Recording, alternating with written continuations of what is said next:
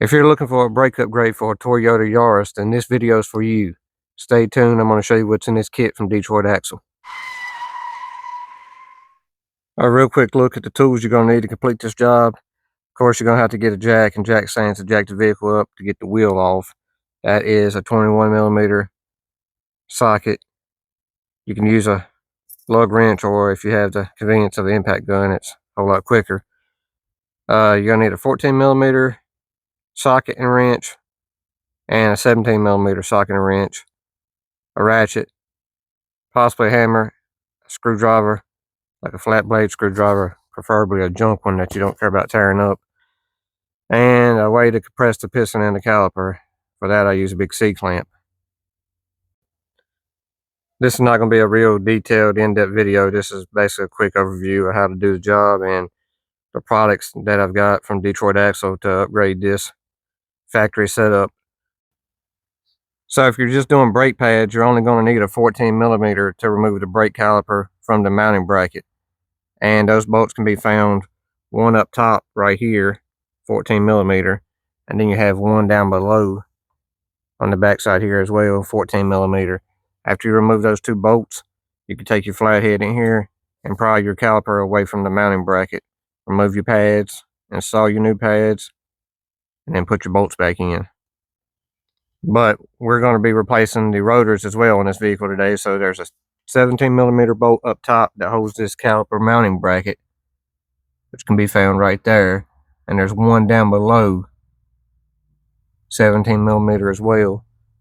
Once you have those two removed, you can remove the actual caliper mounting bracket, therefore giving you access to remove the rotor. And just like that, y'all, it's that simple. Hang your brake caliper in the back, that way you don't put no stress on the brake line.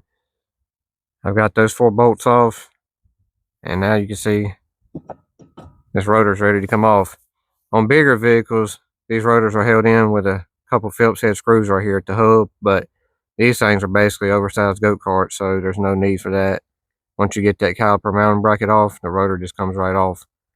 So let's give you a look at the new stuff we got. This is like my 5th kit that I've done from Detroit Axle in the past 2 or 3 months on various different vehicles, and I keep going back to them for the same reason. It's a quality product at a good price, fast, accurate shipping, never received any damaged goods. As you can see, for this vehicle, we picked up the drilled and slotted rotors for the front. Comes with pads, all new hardware, grease. I mean, $115 out the door. You cannot beat that.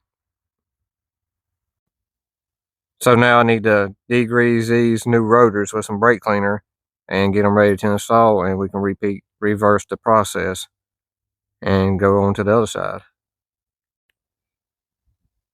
Now I have everything bolted back up. I'm just going to give everything a quick rinse down with brake cleaner, bolt the wheel back on, and this side is done. We can move on to the driver's side. Appreciate y'all for watching. If you got anything out of this video, it was just a quick overview of a brake job on a 2020 Toyota Yaris.